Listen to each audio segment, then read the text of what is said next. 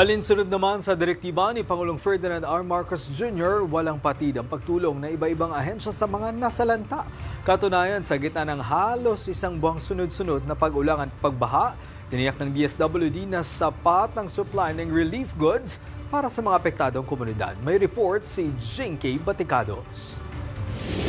Halos isang buwan ng sunod-sunod ang ulan, baha at bagyo. Pero pagdating sa pagkain at relief goods, tiyak ng DSWD may sapat na supply para sa mga pamilyang apektado. Sa utos ni Pangulong Ferdinand R. Marcos Jr., pinaiigting pa ng Department of Social Welfare and Development ang relief operation sa mga lugar na hinahagupit ng habagat.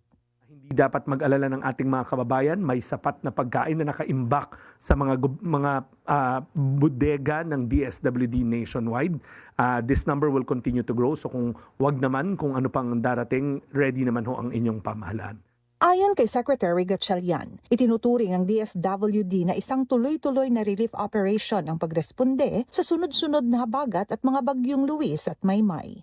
Patuloy pa rin ho ang ating relief operations. Actually, hindi naman ho tayo tumigil mula nagsimula yung habagat, then nagkaroon ng bagyong Luis, then more habagat, and then bagyong Maymay, and then the enhanced habagat. So we're treating it as a continuous relief operations, ongoing concern siya.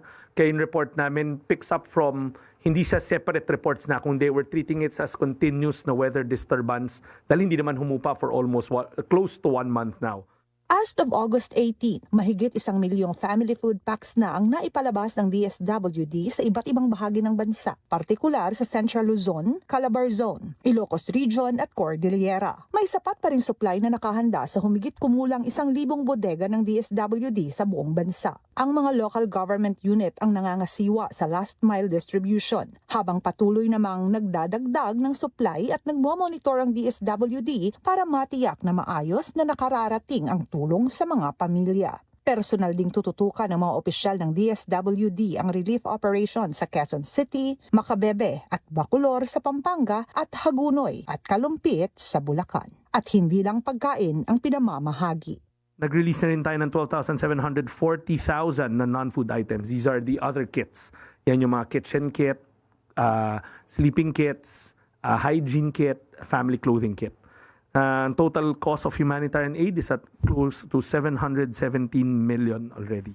Patuloy pang inaasahang tataas ang halaga ng humanitarian assistance habang may dumarating na bagong request mula sa mga LGU. At habang patuloy ang habagat, nakahanda rin ng DSWD na magdagdag ng pagkain at iba pang pangangailangan para tuloy-tuloy ang tulong hanggat may mga pamilyang apektado.